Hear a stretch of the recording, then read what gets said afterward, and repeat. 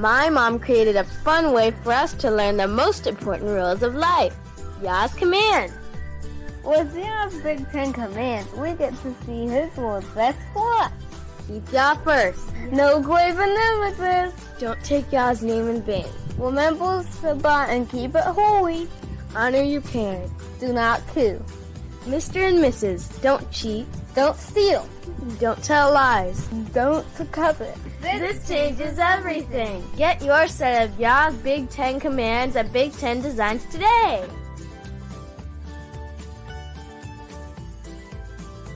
The African American community. Their existence in America is the result of the transatlantic slave trade, a horrific and tragic event which dispersed millions into a shameful diaspora. Their ancestors were used as chattel slaves to build one of the greatest nations on earth, the United States of America. Yet they nor their descendants received any monetary reparations for their labors. Even with efforts during Reconstruction and the Civil Rights Movement, any request for substantial change to their subpar living conditions has been largely ignored.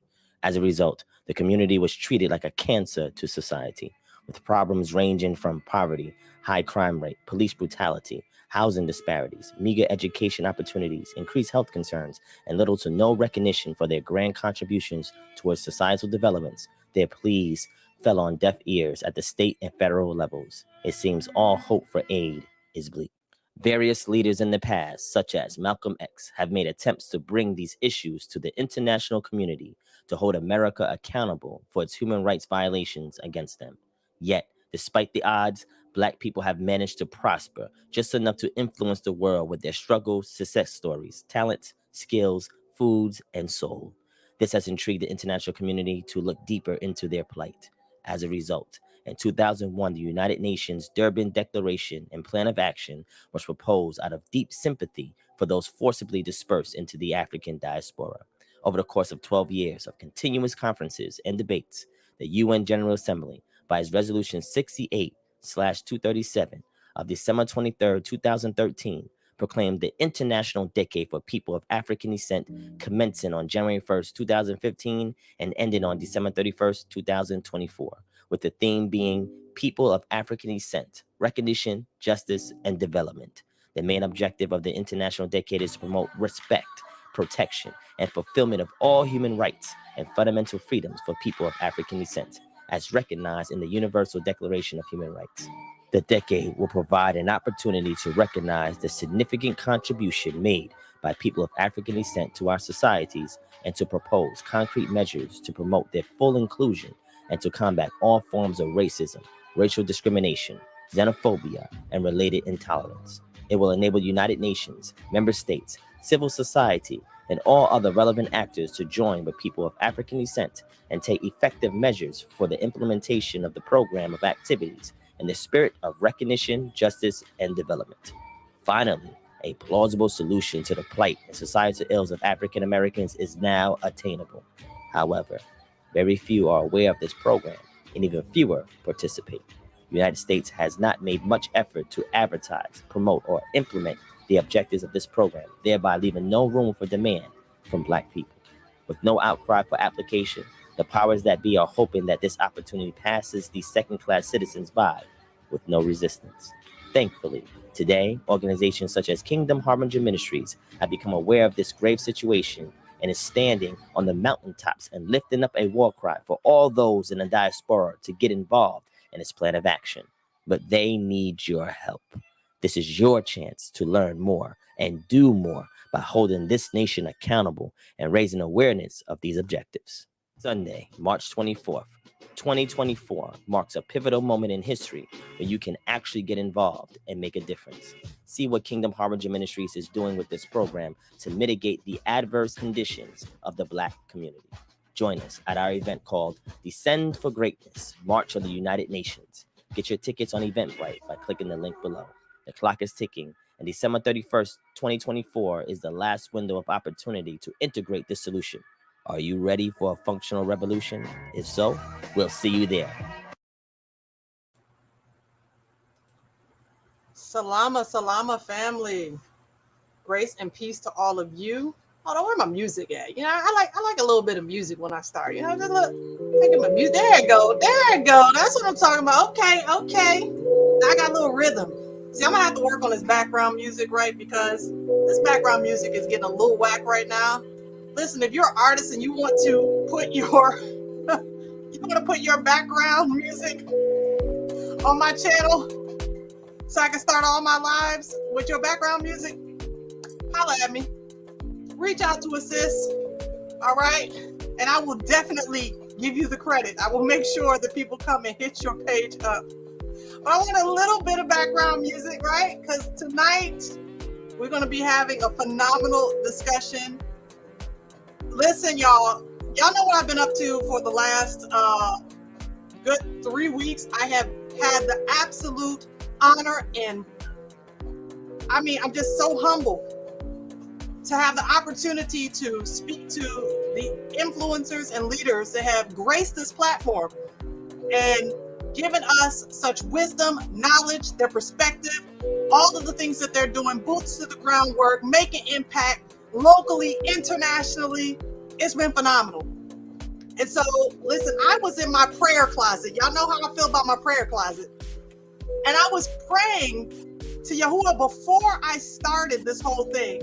And I said, Father, I would really, really be so thankful if you gave me an opportunity to speak to a sister who understands, okay? Because listen, y'all, let's just keep it 100. Shout out to all my Israelite sisters out there who are doing what Yah has called us to do, doing it all, okay?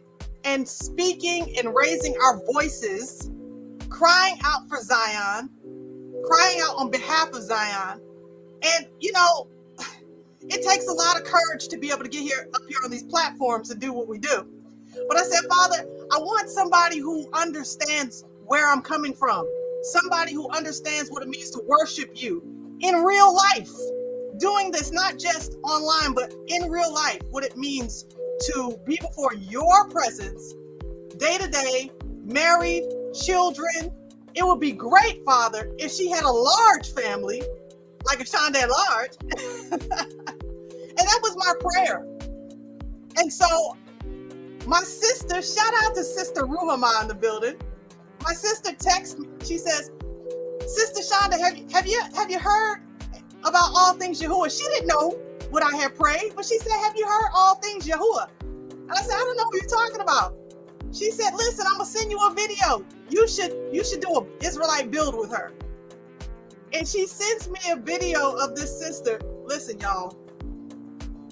All I had to see was a minute. That's all I had to see. And I said, no, this is the answer to my prayer. All praises to the Most High. So I reached out to this sister, and she's so humble and so gracious. And she was like, yeah, sis, let's do this. So I am honored to have this phenomenal, young, beautiful Israelite sister here to talk to me tonight, here to talk to y'all, to grace this platform. And we're going to welcome her in here in a minute. I know a lot of you are just excited, right? Y'all already knew who all things Yahuah was. So, I'm appreciative that I get the opportunity to be in your space, okay? So, family, with that in mind, I'm not going to tarry any longer. I'm going to welcome in our dear sister, Ebony of all things Yahuah. Sister Ebony, welcome to Ashanda at Large. How are you tonight? Shalom, sister. I'm doing well. I'm doing good. What about yourself? Oh, sis, I am blessed. I'm so glad that you're here tonight. Give a shout out to the family. Y'all listen, throw them fire emojis up if you are glad that this sister is here tonight. Please just throw them fire emojis up. Show her some love, okay? Oh.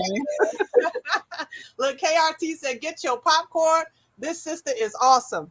Yes, she is. Okay, there's an echo. Listen, we were in the back working on our audio issues. So, sis, what we're going to have to do is when I'm talking, you go mute. When you're talking, I'm going to go mute so that we don't have to deal with the echo so much. Absolutely. All right. So, look at this. All praises to Yah. Look at this. That's what I'm talking about. Listen, family, I am very grateful. Yeah, she is absolutely beautiful. She is. She was going to show her face tonight, but we're having audio issues.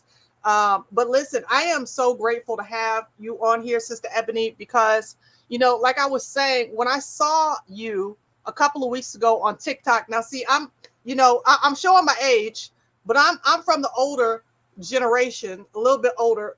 We came out of the MySpace era. I don't even know if you know what MySpace is, but we came out of the MySpace era, and then we were introduced to a platform called Facebook, and then they came out with this thing called YouTube, and next thing you know, it was just a wrap. It was Instagram, TikTok. It was what else?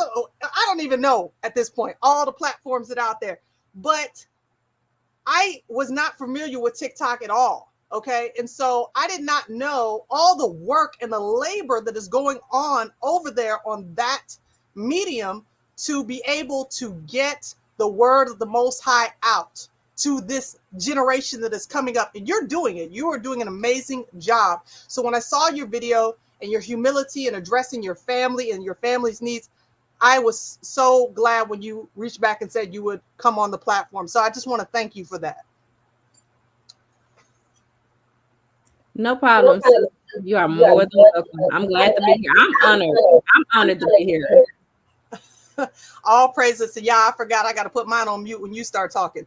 But yeah, family, y'all gonna bear with us. Y'all know how it is. Y'all know how it is on this platform sometimes. But sis, what I want to do is I want to get your story, okay? Because first and foremost, like I said, when I reached out to you, what had, blessed me is that you're a mom of many. Could you just tell us, okay, not just a mom, but a wife and mom of many? Can you tell us how many little children? What is the size of your tribe?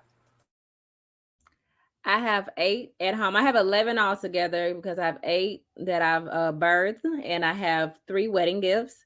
But I have 8 that's at home with me that I homeschool, and let's just say I'm ready for my servants and handmaids. Y'all hear that? That's what I'm saying. Woo child. Woo child.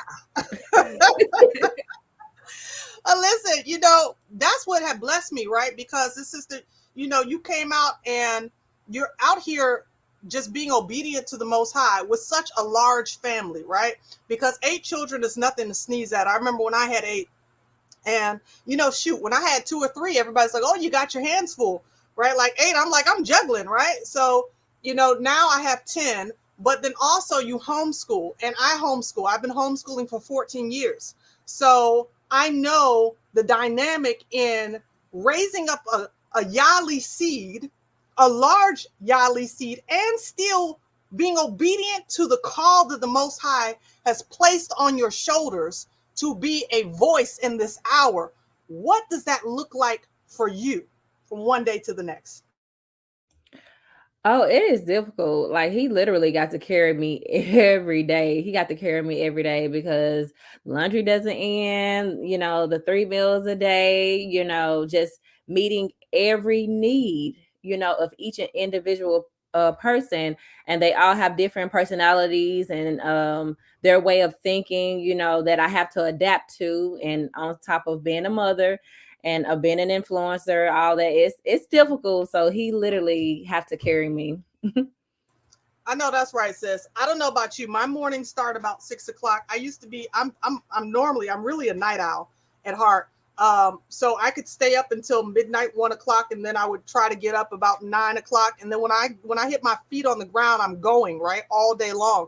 But I've been waking up at 6 o'clock in the morning because the older I get, I have to organize my schedule more. As they get older, there's more things to do with them. What time do you get up in the morning? Sometimes at 2 a.m., but that's just because my husband has to be at work at 2:30, and that's the time that I get a little quiet time. But for the most part, 5, and it depends. 8 o'clock. Listen, let me tell you something. I'm going to give this live to my best friend, okay? Because she is a mother of 9, and she wakes up at 3 o'clock in the morning to bake fresh baked bread for her family at 3 o'clock in the morning, okay? So I'm taking the trophy and I'm giving it to you and to her, okay? up at 3 o'clock in the morning to do what you do. And at 5 o'clock in the morning, that is phenomenal. Okay. So all praises to y'all for giving y'all strength to do what you do at 3 o'clock in the morning. I am turning on my side. But I am so glad that we get to have this conversation tonight because, again, you spoke about your responsibility of raising your family, but also being an influencer. How did this get started? How did all things Yahuah get started? And how long have you been on this platform and speaking to really to the nations about true Yasharel? Well, I've been speaking to True Yasharal for the past maybe like two years. But I've been on the platform longer than that, and I kind of awakened while I was on the platform. I was JC and I was Christian, and it was just, the buttery, gooey stuff. That's all I used to talk about. And then I just awakened while I was already, on the app. Interesting. Now, when you woke up and you were on the app, because you were already starting out and you were evangelizing, I'm assuming, right? You said you came out of the Christian church, so you were evangelizing through this medium. And when you woke up, how did you wake up to your true lineage as Yasharel?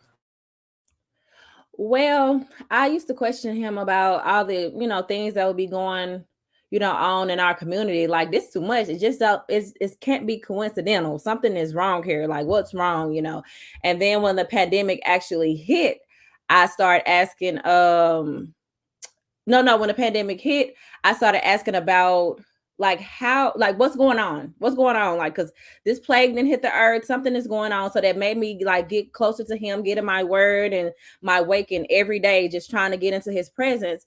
And then I ran across Deuteronomy 28, and I'm like, hold on, this place sounds like it's about us. And I'm like, hold on, Father, please tell me, am I tripping? And he kept confirming and kept confirming and kept confirming. And I was like, oh wow, this is really us. Wow. Okay. So a lot of us, and I hate that we have these audio issues. You can't go back and forth like this guy did the microphone. But a lot of us, when we woke up, the Most High used a person. He used a ministry. Many of us have, the background of knowing about Stephen Darby, RIP to Stephen Darby, through Destined Ministries, or we were reached by, I think, Drawback Jacob at the time. Of course, the soldier Teflon Tough, Dante Fortson, and the dynamic twin duo, Teo Ministries, phenomenal minister, Pastor Kelly of We Woke Now, Benea Israel. All these names I'm calling off of the Most High used to wake up Yasharel in like 2015, 2016. But you said you didn't even know about any of what was going on at that time. It was during the pandemic. And he showed you directly in the word, Deuteronomy 28, because you said, what's going on here? I need some answers. Is that what I'm hearing, sis? That's absolutely what happened. It was just really wild because I questioned it for a long time. But like I said, it took for that pandemic to hit for me to really get in his presence and like, hey, what's going on? And that's, like I said, that's when he revealed it to me. And then when I awakened and realized, and it really hit me, it didn't hit me that the whole setup was the whole setup was about us. It didn't hit me at that point. But when I did wake up, I realized how many other people were already awake and that I really wasn't crazy. They kind of confirmed it for me too. Oh, that's an interesting one, right? Like, you wake up and you like, am I crazy? Like, I don't know, maybe I'm seeing stuff. I remember around the time that the Most High was dealing with me, and he was using all those ministers that I just mentioned in, different time periods, right? But I remember that I was very much into the evangelical circles. So I came out of Pentecostalism, out of Assemblies of God church, and I used to listen to Moody Radio a lot out of South Florida, and they were very pro Rev 2 Niners, Rev 3 Niners. So I used to feel, because I had the gift of evangelism, that I had to go and I had to not just pray for Israel, quote unquote, as they tell us, but I had to go and evangelize because, here it was that they were blind to the truth of, their Savior, this is my mindset at the time. But when I came across the scriptures that these great ministers were sharing, and particularly Revelation 2:9 and Revelation 3:9. I remember reaching out to Michael Rydelnik. Okay, he's a rabbi, Michael Rydelnik, and his explanation for Revelation 2:9 and 3:9 was just it just to me it just fell so short. But I remember internally thinking like, okay, I have to give him a chance because I don't want to come off like some heretic. I don't want to be racist. I don't want to be wrong about this. And so I reached out to him hoping that he could turn what was happening on the inside of me and put it to rest, right? Put it to rest, because maybe it was just me listening to some crazy online preachers that, they got that racist streak in them, and like Jeremiah Wright, like, what do they call it? Some type of theology, racial theology or something, black theology. So I'm thinking, okay, maybe he can put this lamp out, this whole argument to rest for me. And when I reached out to him, his explanation was so tired and so stale. And he used something along the lines of, these people, they weren't considered Jew because they didn't serve Jesus. And I said, well, I'm not really sure how that lines up with the scripture. It says that they say that they're Jews, but they are not. They do lie, that they're the synagogue of Satan. I'm not really sure how that lines up. So I had to press in and press forward from there. Did you have an encounter, an experience when Deuteronomy 28 was revealed to you of hesitancy? Or did you snatch that thing up right away and say, oh yeah, this is the answer. We are the people? Oh, I was fully convinced, like I said, he revealed it to me over and over. And then I realized it was other people who were waking up at the same time. That was, more confirmation for me, Of course, I got a lot of pushback, but it didn't matter because I was just so rooted, because it was so evident, once the veil was lifted, it was lifted,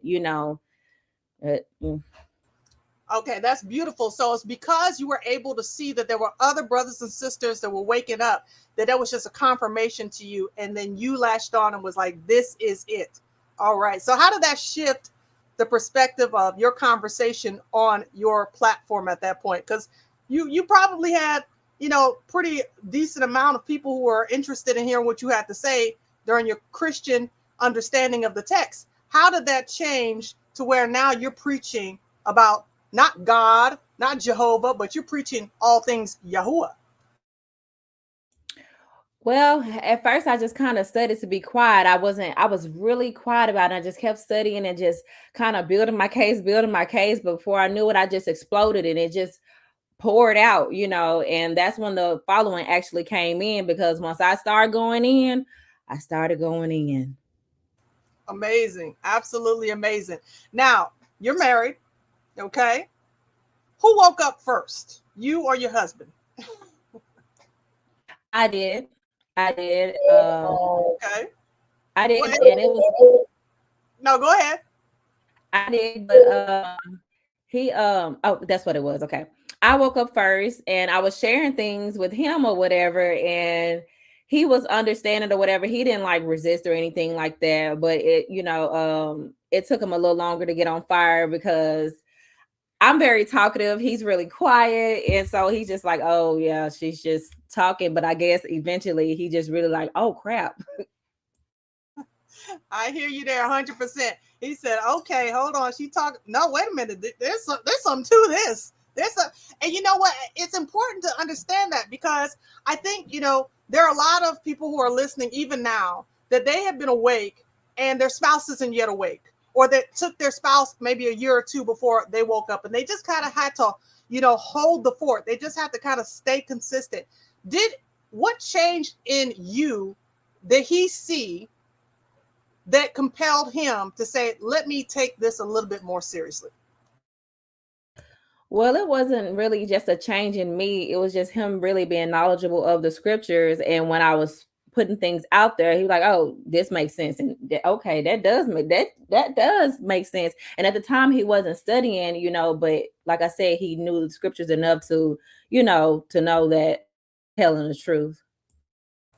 Okay, well, praise Yah, he knows the word. And that's the thing. When your husband know the word, you ain't just gonna be able to just grab a hold and say, here's what it is. Same thing with my husband. He student of the word, went to theological school, and so he still guides me so much in the word. But when I came to him, he's like, hold on, let's get back into the text, and let's make sure that it's line upon line, precept upon precept. And so that is so important when you have the head who is making sure that when you are getting there and speaking before people, that you're speaking in truth and righteousness, and that you're not speaking from a heretical standpoint. So shout out to your hubby on that. And what we're going to talk about at this point right now is something that you have come to understand, and what many of us have come to understand, but a lot of people don't want to face this reality. Why is Yasharel so significant at this hour, this day and time in the world? I mean, pretty much everything surrounding these prophecies really surrounds them, because the promise the father made to Abraham, that has got to come to pass. He hadn't seen it, yet, why some people are prepared to, be raptured up out of here. The father's business is not done. But it was prophesied for the dry bones to come alive, for the knowledge to increase, for him to pour out his spirit, the gospel to go to the four corners of the earth. All these things happen at the end times.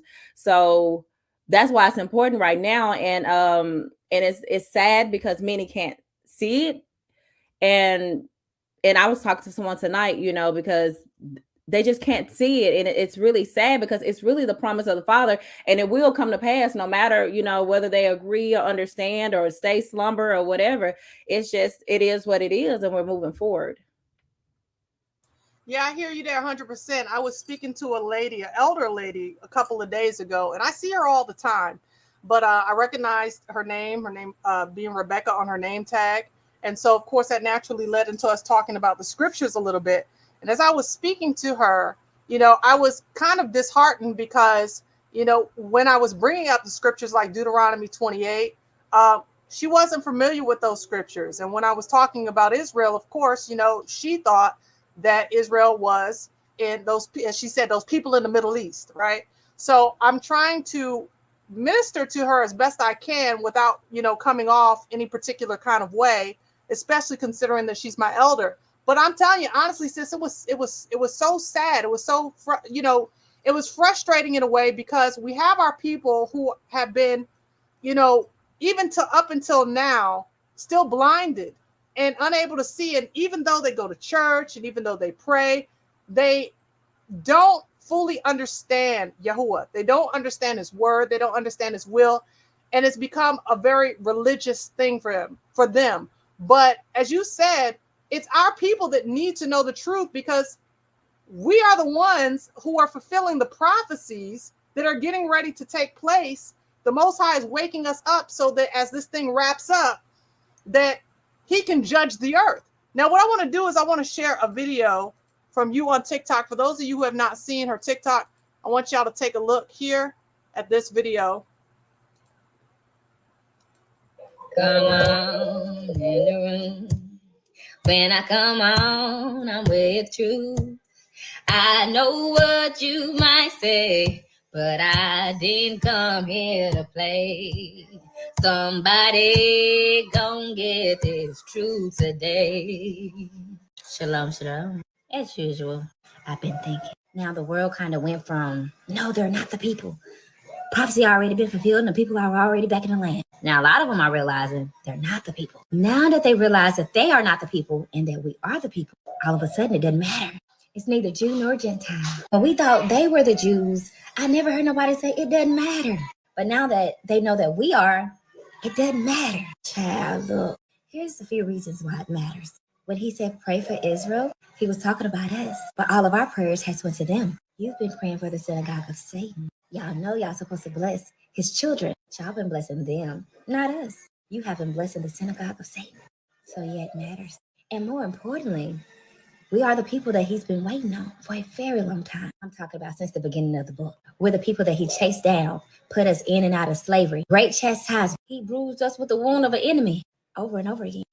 Until this moment. I swear y'all love him. But when you actually love him, you're going to love what he loves. And if he went great lengths to get us here, this should be a rejoicing moment for you too. Not for you to fold your arms and say, it doesn't matter. These people are that special to the Most High. Then how you want to be his child, but you can conclude that it does not matter. few more other reasons why it matters.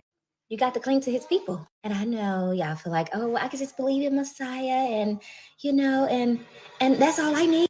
How you want to join the Messiah and be with the Messiah, but you don't want anything to do with his cause. But you've been praying, your kingdom come, thy will be done. See, the kingdom that he spoke of was for these children and those who cling to them. Outside of that, those are his only people. How you feel like you can accept the Messiah, reject the reason why he was here? Salvation is of the Yahudim, who y'all call Jews. The Messiah himself said that he was sent only to the lost sheep of the house of Israel.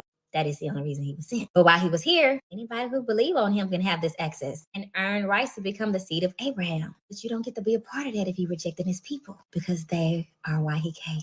So when you say you're accepting a father, you're accepting a son, and you ain't got to accept these people, I thought you was on board with his will. Because his will is for him to give these people the kingdom. See, in Philippians 2:9, is it 2:9-11? His son was brought so low in the earth that he gave him a name above all names. His son was brought so low, but his children were too. And he gave them a high name too, the royal priesthood. You can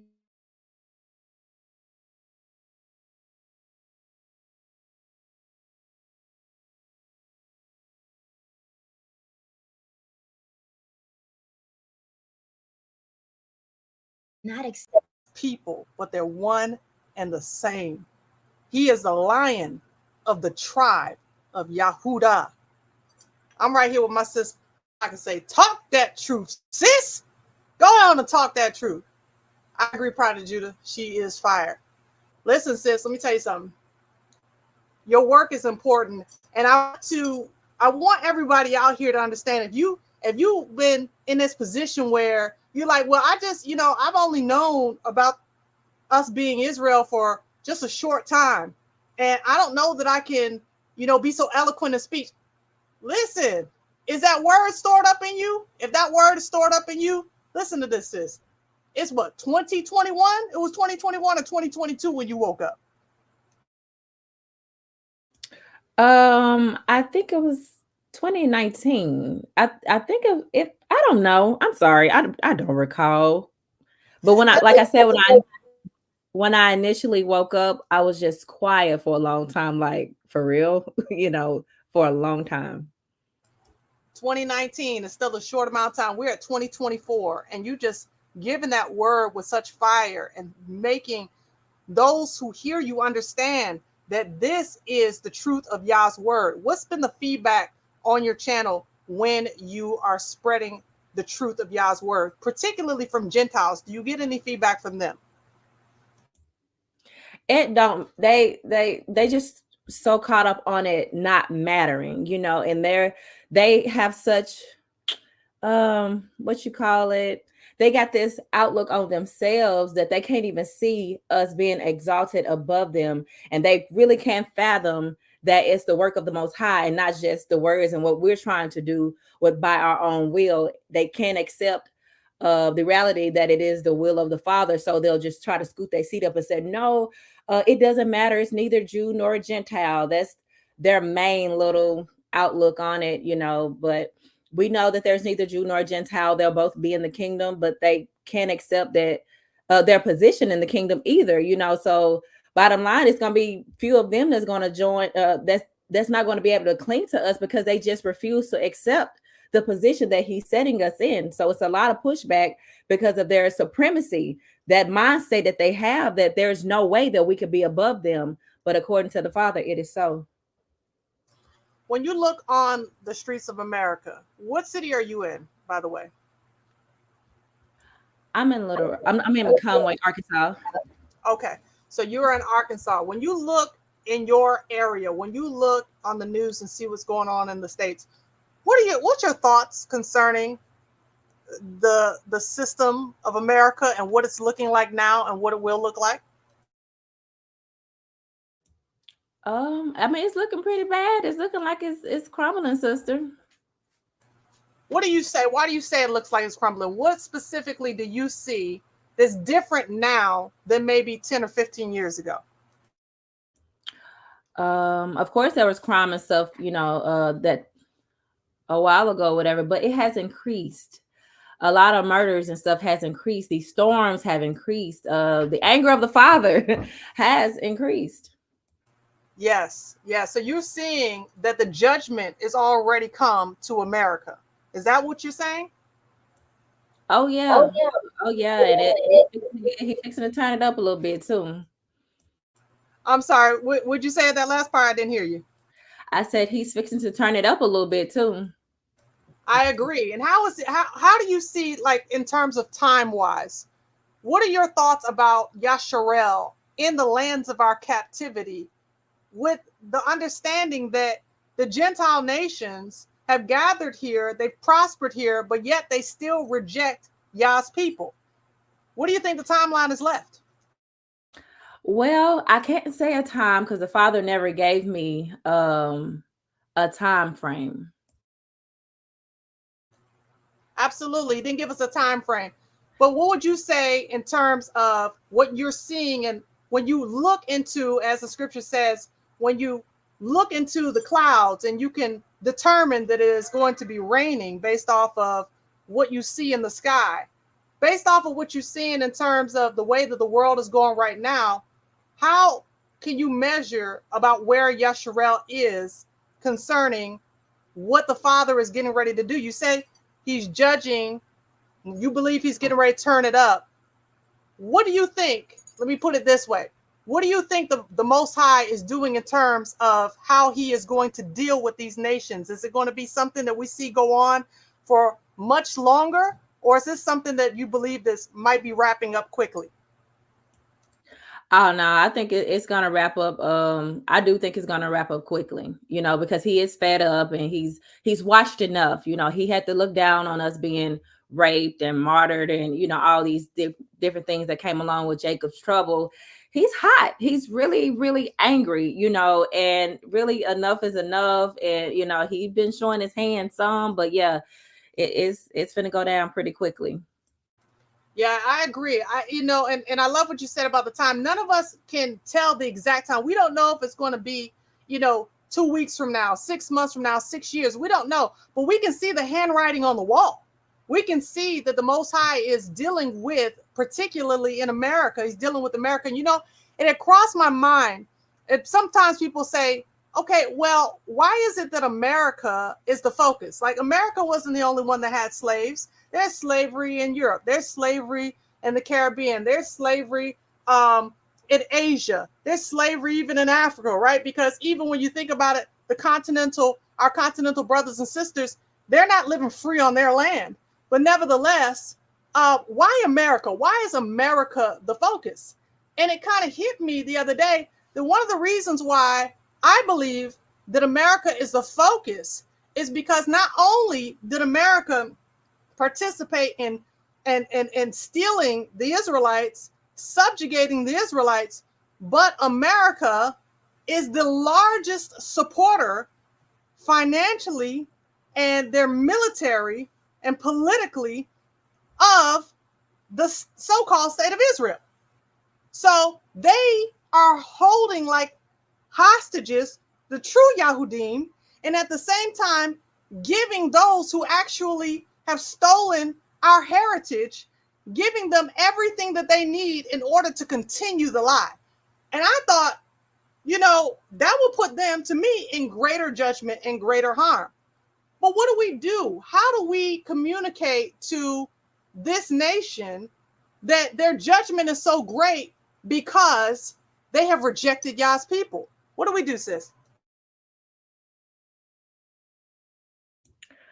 Well, I want to start off by saying they're gross. Not saying it like as an individual people, but I'm saying the lengths that they have went to suppress and oppress a people, and then after all those horrible atrocities that they did to us, they pump billions and billions of dollars to keep us sleep and keep us into a state of sinful lifestyle. They pay so much money to all these rappers and all these people to keep us in to sin against the Most High, so that way we won't repent and turn back to him. They have normalized everything. So on every level, like you oppress us all this time. Then once we come out of that oppression, then you use your money to keep us oppressed mentally. And then when we wake up and say, okay, we know what you've been doing, they like, oh no, go back to sleep. You're really not the people. Matter of fact, it does not matter. It's just I don't know. They're gross. I can't say that I don't feel you there. I feel you there so much because, it's like Hawkeye said here. They also made the world hate us, right? They called the indigenous what they call them. What's the word I'm looking for, y'all, in the comment section? They called them a particular name, savages, right? But they themselves were the savages. All right. And when I think about what they have done that has been so savage and continues to be savage, is that they have, as you said, oppressed us, subjugated us. But even beyond that, it's been the mental, taking our minds as a people, right? Because when they brought us over here, that's one of the first things they stripped was our identity. Stripping us of our identity by stripping us of our name, stripping us of our language, our culture, even the name that we called our father. So they stripped us of everything that placed us as the true people of the book. It was intentional what they did. And so that savage and gross behavior is what they're being judged for. But they also, again, as Hawkeye said, they caused the world to hate us. There was a sister who kind of spilled the beans, a sister from Africa. And she said, listen, when we come over here, first off, there's only 2 people groups that we even know of. And I don't even see how in this day and age with technology, but let's just say, before the explosion of technology and the internet, social media, they would come over to the US, right? And she only said they only knew 2 people groups. They only knew the white people and they knew the natives. And I don't know when she said the natives, she meant the $5 Indians. I don't know. But she said those are only 2 people group that they knew of. So she said when they got over here, this is before they got here, but when they got over here, they were told, and this is continental Africans, they're told, oh, by the way, there's a group of black people too. They look like you, but those people, they are dangerous. They are criminals. They're on drugs.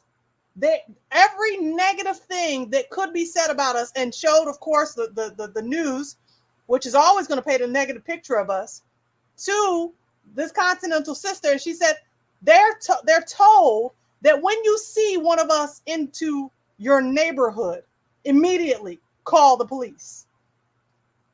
And this is what they're feeding immigrants. And I say immigrants as a whole because whether she's from the continent or you're coming from another immigrant nation and coming to America, this is what they're being fed about the so-called Negro.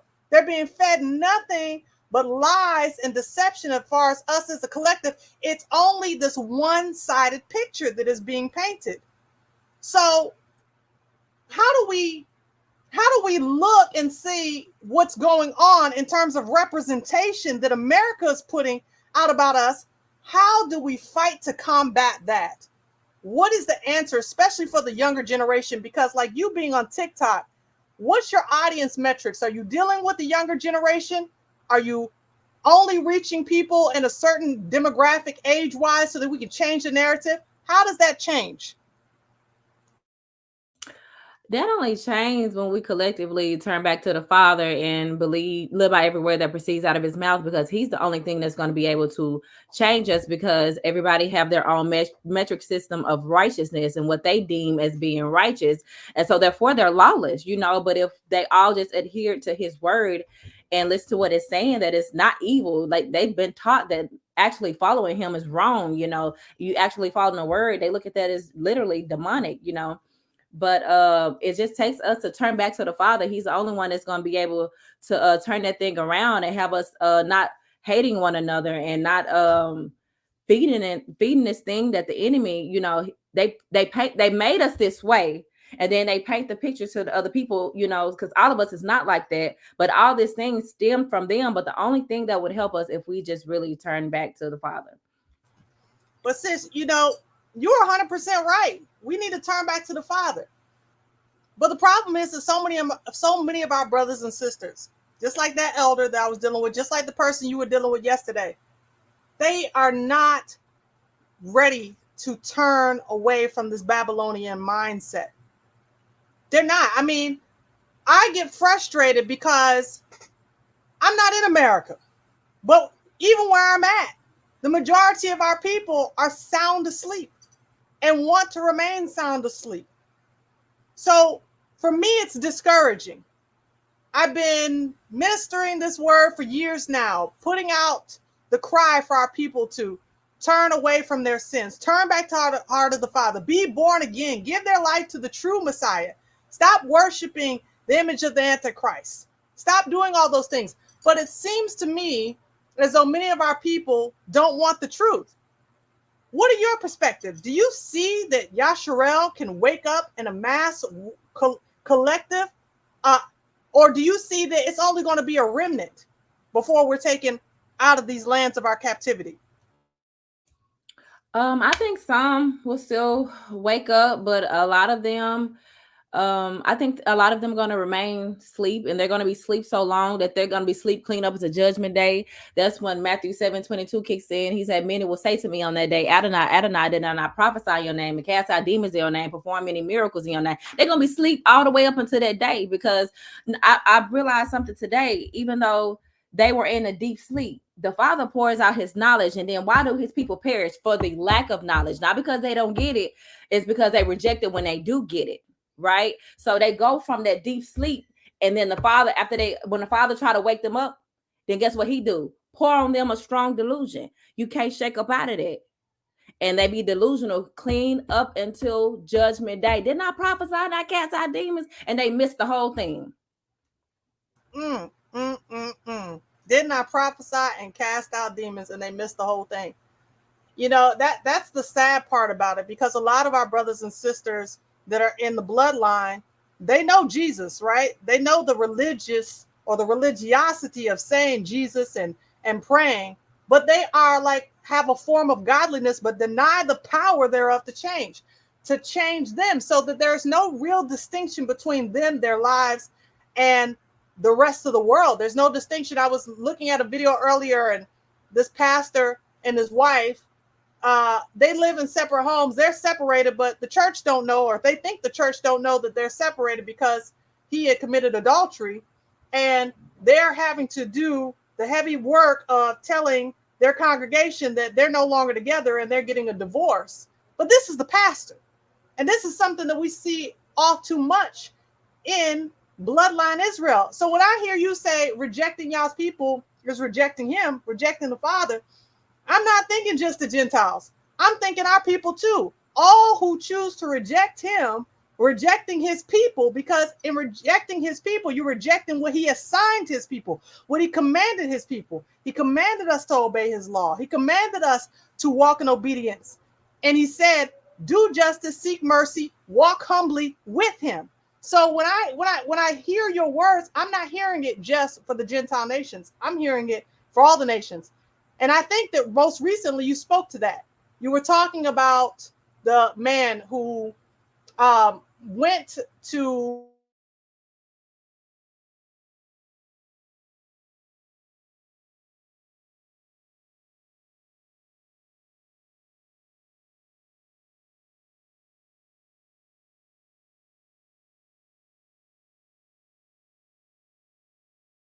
died and actually went to hell. And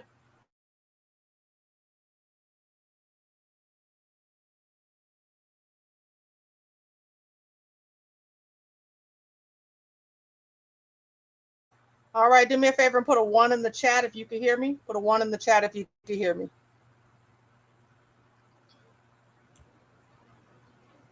Okay, I got you back.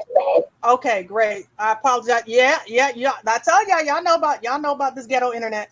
So did you hear me? I was talking about the video that you did about the man who had gone to hell, and how that really struck you when he came back and he was talking about his experience, and you were talking about the souls. It was not just Gentiles, but Israelites, the souls of men who were not redeemed because of their sins. Can you speak to that? Yes, that really struck me and hit me, because I was, which I don't feel like I'm wrong, I be wanting my people to know who they are. And sometimes I would take an approach or I respond a certain way that's not in a really loving way or whatever. I've grown, but not all the way. But anyways, me seeing that, it made me realize how important each and every single human is. Well, those who don't have the seed of the beast, because if they got that seed, it is what it is. But the way we kind of fight amongst one another and be inconsiderate when we engage in these conversations, sometimes, it's really not worth it. It's like we should be humble in every conversation and every time we interact with those, because we have the spiritual, we fighting each other, but the spiritual realm is fighting us. And the way they're so malicious and gross as well, we shouldn't be fighting each other like that. If we really just look at it as a whole, that we're not fighting against flesh and blood, we fight against principalities. And that's so key. And I think sometimes that we can forget that. That's why when I saw that video, it just really just touched me that you spoke on that and with such humility. Because oftentimes we can look at things and we can miss the bigger picture, that we're talking about the souls of men. And the Father said that he desires that no man should perish, but that all men should come unto him and be saved, delivered, because he already understands what's going to happen if we are unredeemed, if we're unrepentant, and if we are not born again. So I'm so glad that you spoke to that. But, when it comes to the reality of how we are as a people, how do we infuse the message that, yes, you must be born again, but yes, at the same time, you cannot say you're born again and not acknowledge who the true Yahudim is? How do we infuse that message so that our people can understand and that they can go out and be the light and the salt that they're called to be? I just tell it how it is. I don't sugarcoat it. I just always speak on our importance. But once again, that just depends on the recipient, and I get more pushback than I, do people who want to accept the truth. But I think also the way you live your life, right? Like the way you're living your life right now, it's an open book. It's a letter. You are making an example, you and your husband, by the size family that you have, how you're taking care of your family. That in itself is an example to all the people around you. What do people say when they say you're such a young, beautiful woman and you got this big family? What do they say to you as far as, how your life is lived in the present moment? How do you draw that back to the Father? Well, I tell you this, it really, what people perceive you how they want to perceive you. So it really, we're supposed to live a certain way and be a certain way and be a light, because that's what we're called to do. And we are absolutely that, But I've learned no matter how much you shine a light, if a person got a certain perspective of you, then there's nothing you can do to really even change that. That's true. So have you dealt with a lot of persecution since coming into the truth? Yes, pretty much. My family really don't deal with me like that. They're not gonna invite me to anything, and they just think I'm crazy and I'm in a cult now. Oh my goodness. Oh, I mean, put a 1 in the chat if your family thinks that you're crazy and you're in a cult. Go ahead, put a 2 in the chat if you still going to the family cookout. But Listen, see, part of the call. Go ahead, sis. but see, the thing is, it's like the whole thing is they won't even consider what I'm saying for the simple reason. I mean, not for the simple reason. They won't consider what I'm saying. The fact that all I'm doing is calling the Father name. I'm calling the Son by his actual name. I'm actually living by the scriptures. But they are so used to the opposite that even when you do start to walk right, it's foreign to them. They consider you being in a cult just by following the scriptures. And that's how that's how much they do not follow, that when you actually do, you're in a cult.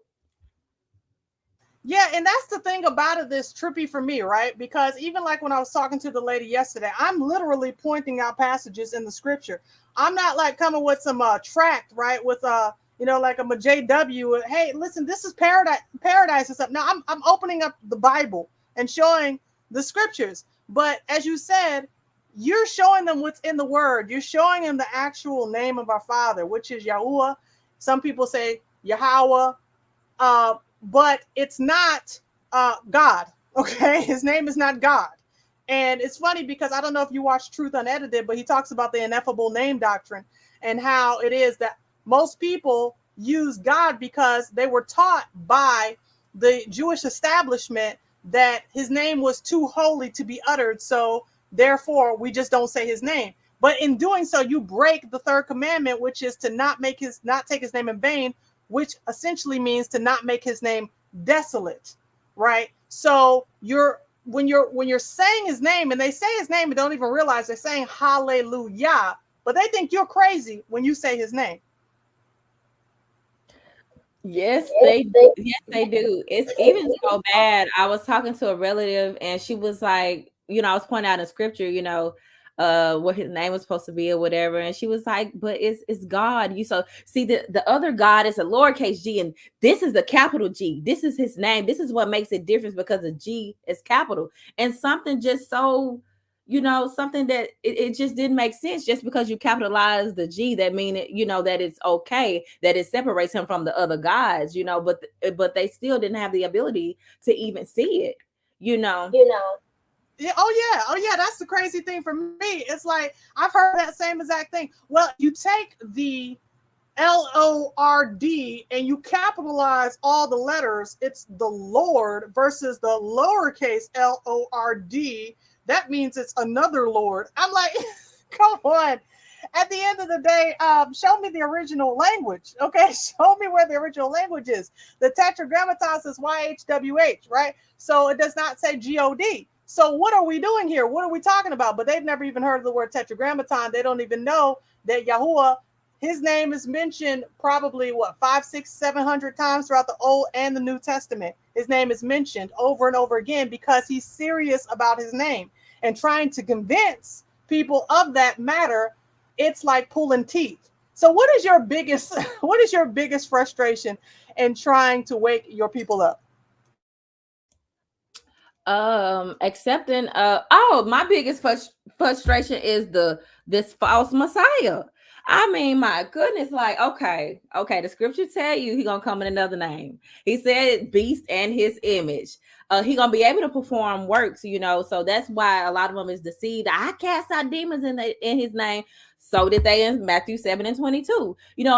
He's gonna be they talk about the lawless one. All these things fit, dude, but they just can't see it. And the fruit that's falling from that tree, because he said bad fruit don't fall from a good tree and good fruit don't fall from a bad tree. And so much bad fruit falling from that tree. So if the fruit is bad, that means the tree is bad. But no way that I can give it to them for them to understand. Even for John 5:43, I come in my Father's name and you receive me not. If another come in his own name, him you will receive. And they still will just gloss right over that. There's a name above all names. Philippians 2:9 and I think 10. The Father, he was brought so low on the earth that the Father gave him a name above all names. And so that means the name that the Father gave is the name above all names. It also concludes that there'll be other names, but again, the name the Father gave is the name above all names. And they still can't see that.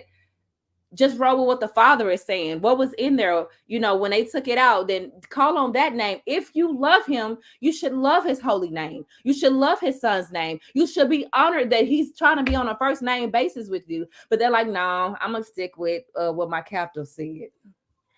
I like that. You should be honored that he's trying to be on a first name basis with you. That's powerful. That is so powerful. So what would you say to somebody who is just hearing about this for maybe the first or the second or the third time, and they're really not sure, but they really do want to obey the Father. They do want to walk in the truth. What would you say will help them to start to understand the truth? And this is whether they are a Gentile or whether they're an Israelite. live by every word that proceeds out of the mouth of the Father, no matter how much they altered it and stuff like that.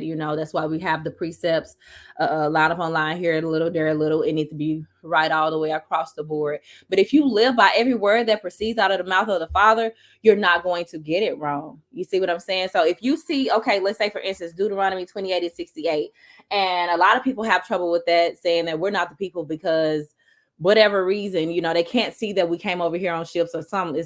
I don't know. But if you just take that for what it says, then you'll get an understanding. But when you try to add what man has already taught you and into what the Father is actually saying, there'll be a conflict. And some people will choose what was taught by man. They'll choose the traditions of man over what the Father is actually saying. And that goes back to his name when he says that there's only one name you could be saved by.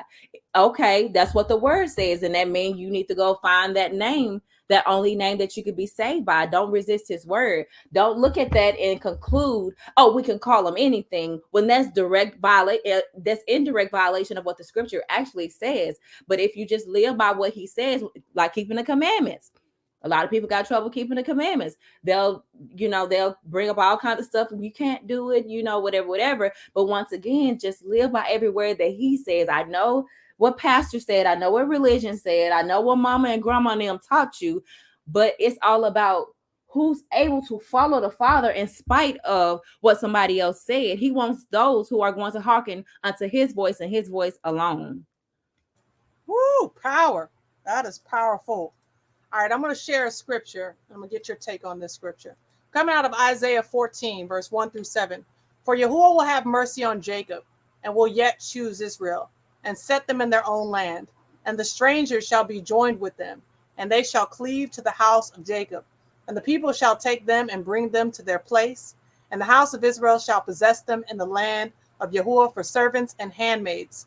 And they shall take them captives, whose captives they were, and they shall rule over their oppressors. And it shall come to pass in the day that Yahuah shall give thee rest from thy sorrow and from thy fear and from the hard bondage wherein thou wast made to serve, that thou shalt take up this proverb against the king of Babylon and say, how hath the oppressor ceased? The golden city ceased. Yahuah hath broken the staff of the wicked and the scepter of the rulers. He who smote the people in wrath with a continual stroke, he that ruled the nations in anger, is persecuted and none hindereth. The whole earth is at rest and is quiet. They break forth into singing. Now, I shared this scripture a couple of days ago on another one of my lives. I believe it was with Pastor Rick. Shout out to Pastor Rick Fletcher. What are your thoughts when you hear this passage about what the Father's plan is for true Yesharel? I mean, it makes sense to me. He took us through great chastisement and great judgment. The judgment starts with his house, and that was Jacob's trouble. So the trouble was big, but the promise is also, and that kind of goes back to what I was saying earlier, like people can't receive us as his people as if we don't deserve it. I'm not saying that we do, but if you just look at us, out of all the people in the world, we have been through so much. How can you look at us and say, like we just don't deserve it? It's just crazy to me that, after all we've been through, you would want to be equivalent. You didn't go through what we went through. So why should you be seated exactly where he's seating us? Your family then, just like, okay, verse 3. He said he's going to give us rest from our sorrow. All of us got stories of things that we've encountered. Like, for instance, my mother killed my brother in 2017.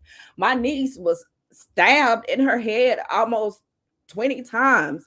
My cousin got shot in the head. Another cousin got shot in the back. Cousin just last year, she got shot like 6 times in the chest, once in the head. So he's going to give us rest from our sorrows, and it just kind of bothers me that when people look at us and feel like we don't deserve rest from our sorrow and that they should just be absolutely equal with us, that's ludicrous to me. I hear it in your voice, sis. I hear that sorrow. I hear that deep sorrow. This is the first time I'm getting really opportunity to even speak with you. And I told you in the back, I like to have a conversation, to hear your story, to hear your pain. I can sense inside of you that There's a soldier.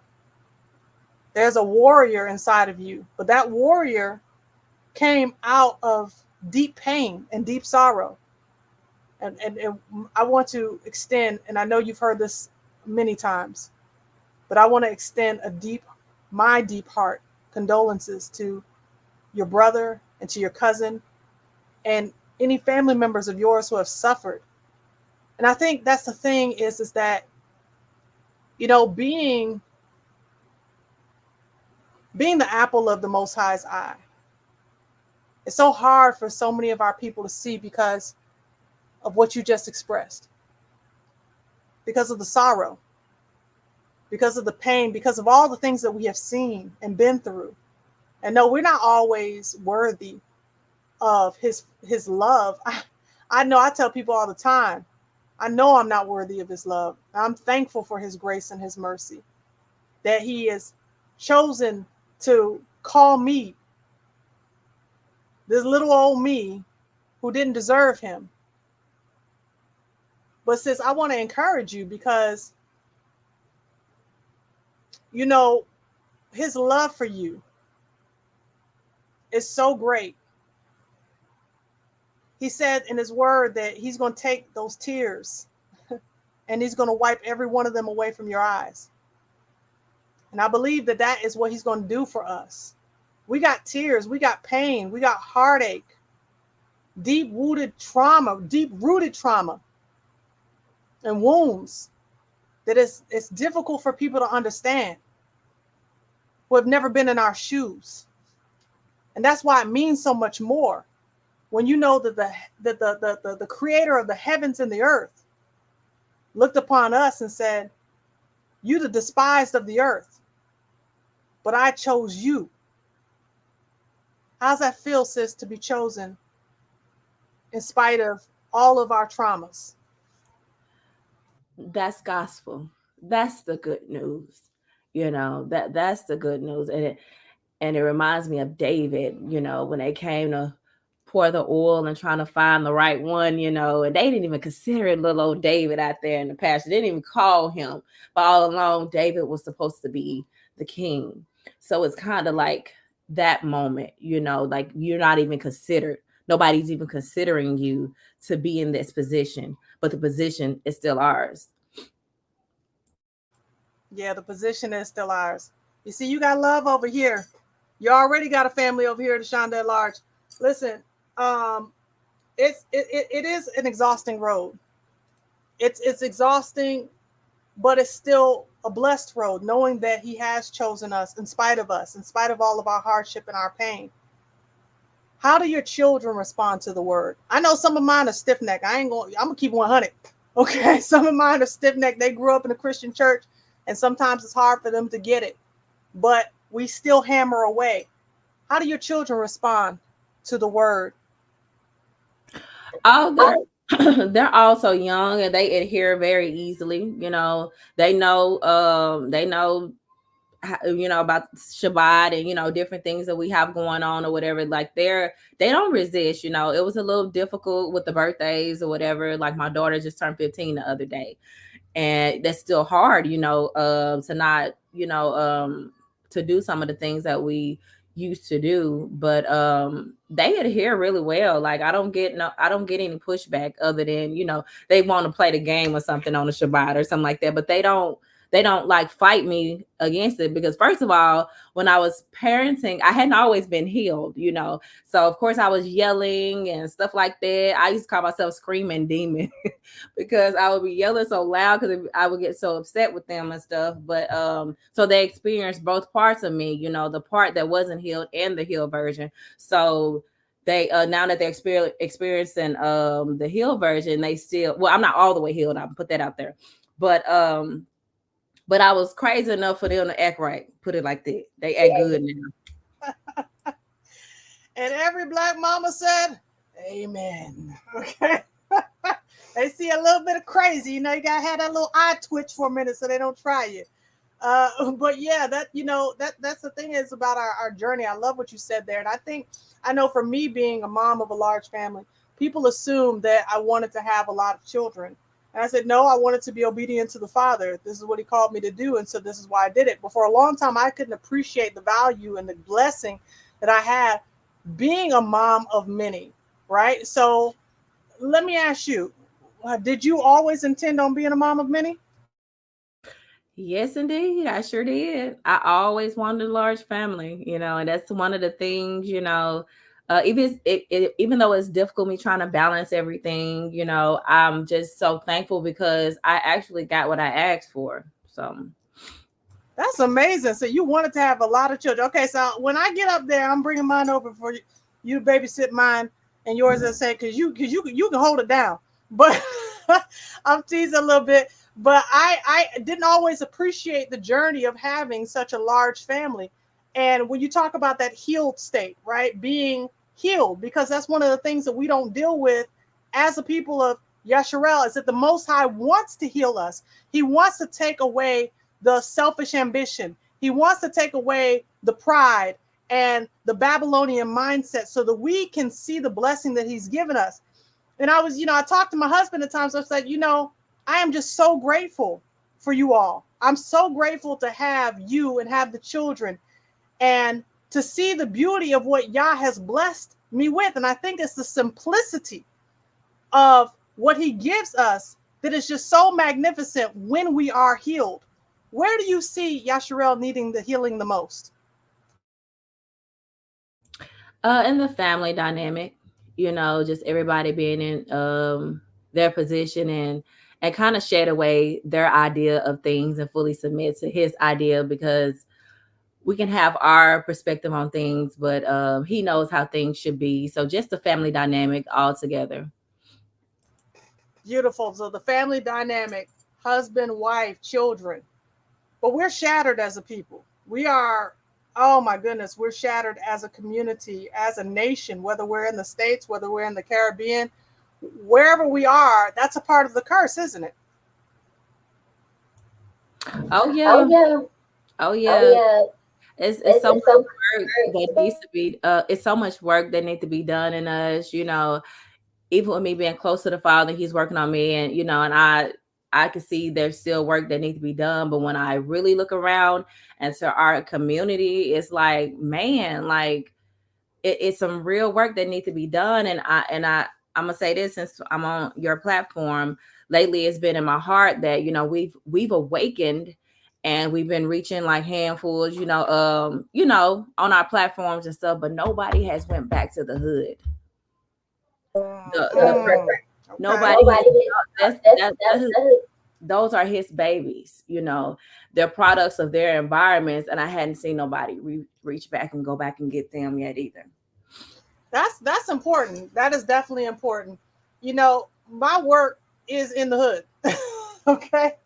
But I feel you on that, because when I started my platform, I was in the hood, and being in an environment where you're seeing the toxicity, you're seeing the heavy police presence, you're seeing the children, like in my neighborhood, there were a lot of children that they were just able to roam the streets 10, 11:30, 12 o'clock at night, and there was no parental supervision, a lot of gunshots, just it's so much toxicity that I think that it's hard and it's difficult for us, because we don't necessarily want our children in those environments. But that is where we're supposed to be going into the highways and the byways to reach our people, because we're the most oppressed in the hood.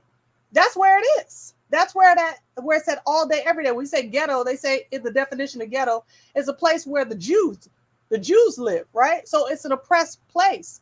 But I do see that we need to do more boots to the ground. One thing that we believe in firmly is being able to get out into the community and speak to our people. But there's a lot of fear associated with that. When you go out into those environments and you're not received. And so I agree with you that we need to be able to, as a people, get out there, and I encourage our people. You may not have a platform, but right in your local community, that's where you can start shedding your light. You could start talking to your neighbor. You could start talking to a couple neighbors. I remember, matter of fact, before we moved to the VI, our neighbor, he came to us. We were getting ready to move, And we always had a good relationship with our neighbors, no matter what. And he said, "Oh, y'all are getting ready to move?" And I said, "Yeah, my husband and I were like, yeah, we're getting ready to leave." And so he said, "Oh man," he was like, "It's been so good having y'all here." He's like, "Listen, I know I ain't tell y'all this before, but when y'all moved over here, before y'all moved over here, it was a shooting every night." Okay, now I want y'all to listen to this, family, because this is very important. This is about the anointing that rests upon your life. He said there was a shooting about every night before y'all moved over here. And when y'all moved over here, it's like all the shooting stopped. I mean, now see, we didn't ask him nothing about no gun, shots and none of that. He observed that there was a significant difference between us living there and the amount of gun violence that has stopped. And now we weren't out there on the street corners with a bullhorn preaching. We were just living our daily lives as examples to our neighbors. And anytime we had the opportunity to speak to them one-on-one about the truth, about the word, of course we would. But see, the anointing goes with you wherever you are.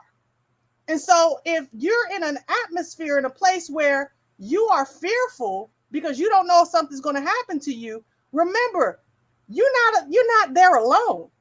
Sis, what is your impact? What impact are you making on the local level? Because I love what you said there about reaching back into the heart of the ghetto and getting our people there. I'm going the same way. I'm going in the same way that they went in when they to keep us on the in this mind state, in this music.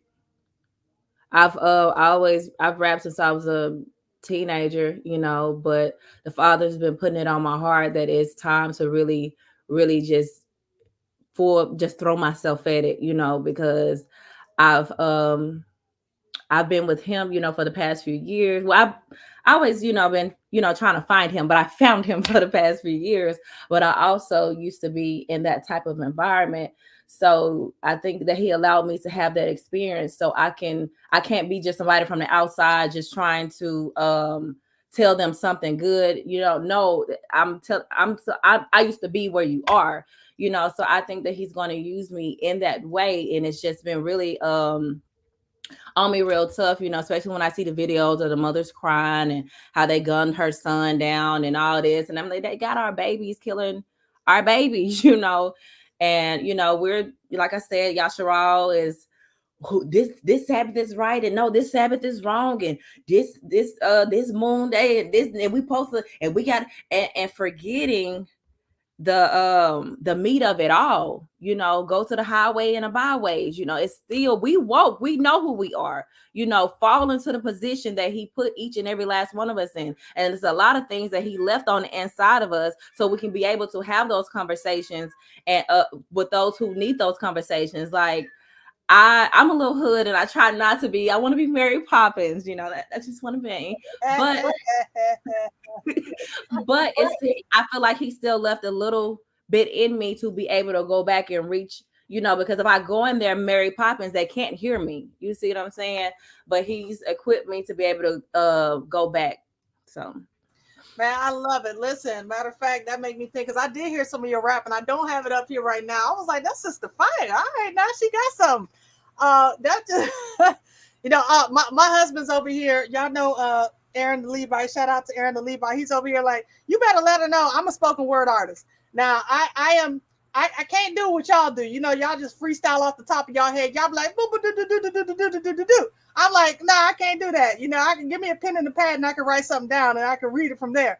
But but I heard your music and it is so good. And I was just thinking, like, you know what? I got to see if I can get her connected to my brother Lorvins, because man, your music, I believe that it is anointed and it is going to reach into the neighborhoods and get the people to wake up. Okay, let's see. This says, Sister Ebony, you got to get with me, sis. I be spitting them real bars for the Most High. My passion is for the hood and the youth. That's facts. That's facts. Listen, this right here, this your spiritual twin right here, Sister Malaka, okay? Because she out of New York, okay? She's out of New York, but she is a on fire sister and spitting those lyrics, all power and respect to y'all for what y'all doing out there, spitting those lyrics. Y'all just making me feel old, I'll tell you that. But Sis, I am so glad we got a chance to, dialogue tonight and just speak and get your heart for Yah and his people. And what I want to what I like to do is give you an opportunity to share a couple of final thoughts before we get ready to wrap it up. And at the same time, please let people know where they can meet you, where they can follow you at, and so we can give you some support, because sis, you're doing the work out here. Well, my final words to everyone on here, Yasharal, is that you just remain in the presence of the Father. And I know it's so many things that's fighting for our attention nowadays, with social media and just life, work, whatever it may be. Make sure you stay at his feet and in his presence. Psalm 91 was talking about that protection that he gives his children, but that protection was only given to those who remained in him. We need him more than we that we really realize. I mean, we know we need him, but I know for myself, sometimes I'll get busy and forget to be talking to him, praying without ceasing, and I just want to encourage everybody, just stay at his feet, stay in his presence. It's so much peace there. It's so much love there. Every time I step outside of that, it gets real rough. Like horns get to growing on my head and everything. Stay in his presence. Love your people as much as you can, because some people, this may be the only opportunity that they would have to even witness true love. Love to the world today is just accepting anything. They just want you to feel good. They care about your feelings. But we, on the other hand, we care about their souls, so it should be a little different for us. And just stay humble throughout it all. Don't exalt yourself in no form of fashion. I don't care whatever situation it is. And you should snap out, and you may have every right to in your flesh, but just continue to walk in the spirit and do what is pleasing to the Most High at all times. I love it. I love it. I absolutely love it. And yes, this isn't an easy walk by any stretch of the imagination, but that's the beauty of the Most High, is that he's with us through this journey. That's what Emmanuel means, that Yah is with us, right? So he's helping us to navigate through these spaces in this journey. And, it's like, and I'm saying this because I just believe that Yah wants me to say this. Family, it's not, he says his burden is easy. His yoke, take up his yoke. His burden is easy. His yoke is easy and his burden is light. And the only way you're really going to understand what that means is when you're supping in his presence, when you're getting before him, because there's all kinds of stuff. Honestly, we talked about healing tonight. There's all kind of stuff inside of us that's like deep buried, and it's hard to know all of those things that are it have been buried inside of us from one generation to the next. A lot of familial stuff, if we're not in his presence. But when you're in his presence, there's fullness of joy, because you can actually walk out his will. You can't do it on your own. He said that apart from me, you can do nothing. In me, you can do all things, but apart from me, you can do nothing. And so it's important and imperative that, especially in this day and this hour, that we be at the master's feet, be at the feet of our Father, because he's not expecting us to do this by ourselves. He certainly is not expecting us to do this by ourselves. He has given us his son. He has given us his Ruach HaKodesh. He's given us his law written upon our hearts. So he's given us all that we need so that we can walk faithfully in this life. It don't matter about the selfish ambition, the pride. It don't matter about the materialism. What matters is loving him and loving his people. That's what he said. Love him, love his people. And how you do it is by obeying his word. So I encourage all of you who are out here that maybe you feel like you're struggling to obey him. Maybe you feel convicted and like, oh, I can't measure up to Sister Ebony and all things Yahuah. I can't measure up to Sister Ashanda. Don't feel like that at all. Do not feel like that at all, because you're not supposed to be measuring up to us anyway. Don't compare yourself amongst yourself. You are supposed to be measuring up to the standard that the Most High set for you, because he said that he knew you before the foundation of the earth was made. All right. He called you. So he had a plan that was specific for your life. And all you got to do is tap into him to receive that plan and receive the benefit of having a relationship with your Father in heaven. He truly is your Father, Father Yahuah. All praises be unto his name for that. Sis, could you do us a favor real quick and let us know where it is that we can reach you once we close out? I'm on TikTok, all things Yahuah. I'm on Facebook, Lotus Smith. And I will be starting a YouTube very soon. I barely post on my Facebook, so you probably shouldn't go there. But just all things Yahuah on TikTok, and I will be updating when I get my YouTube started, because that is definitely something I want to branch off into, especially considering they talking about shutting TikTok down, and I ain't got time for that. I know it's crazy, right? Like TikTok, I think they're in some trouble now, right? They talking about shutting the whole platform down, or is it just your channel? Oh no, the entire platform. And I truly feel like, because it's so many of us waking. I know a lot of things is out there and they don't want people to know, but I know another part of it is we're waking up. That exceeding great army is on there with a mouth wide. And so out of all the things that is going on in the world, besides his judgment, with the storms and things like that, they do not want us awake. So that's my take on it. I could be wrong, but I truly think, they're not able to rock us back to sleep anymore. You can't just go on back to sleep. No, it's not that. That exceeding great army is up and we stuck. Yeah, you got that right, sis. But they ain't gonna stop. This awakening cannot be stopped. So it's on TikTok, YouTube, it's on the street. We're gonna use these Roman roads and we're gonna spread the word of Yah.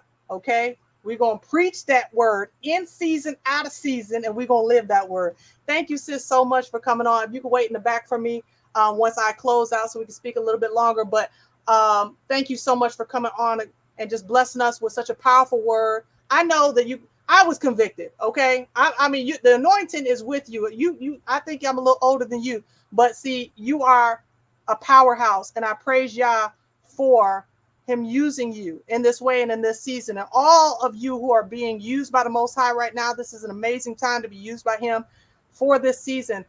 Listen, join me in New York if you can. All right. I will be there next week, March 24th, for Kingdom Harbinger Ministries, which will be doing the Ascend for Greatness conference, March on the UN. Let me put that up there real quick.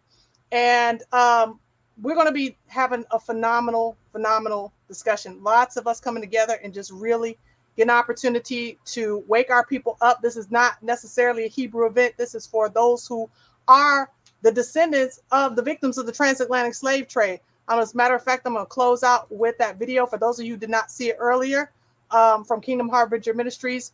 And if you are available to show up in New York live, then you can register to come live for the event. And if not, and you want to see it, you can also sign up to come and view online. So that information is in the description link. And I will close with that video. But thank you so much, everybody, for coming in today. Thank you for those of you who are support. You can support, as always, through Super Chat, Super Sticker, Cash App, PayPal, Super Thanks. And we appreciate all of you to continue to support this ministry, even those who support us on a monthly basis. Thanks for my mods as well. And again, sis, thank you so much for coming on the platform today. And we're going to talk in just a few minutes. Let me go ahead and share this video. The African American community. Their existence in America is the result of the transatlantic slave trade, a horrific and tragic event which dispersed millions into a shameful diaspora. Their ancestors were used as chattel slaves to build one of the greatest nations on earth, the United States of America. Yet they nor their descendants received any monetary reparations for their labors. Even with efforts during Reconstruction and the Civil Rights Movement, any request for substantial change to their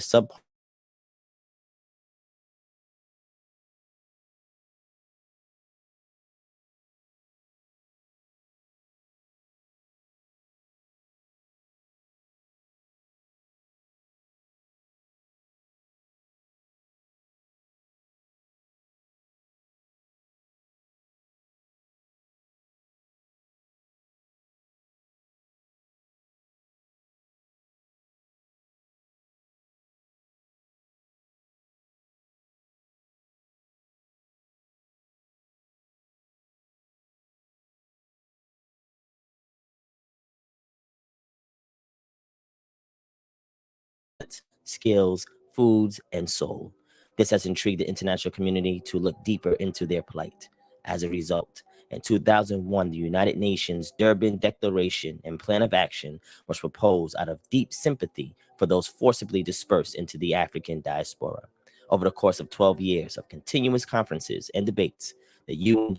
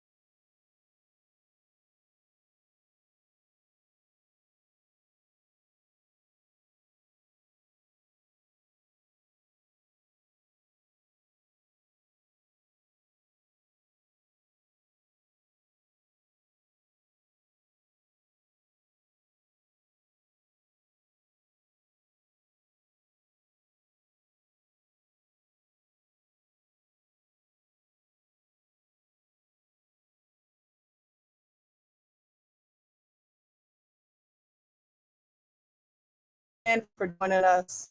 All right, family, y'all be blessed and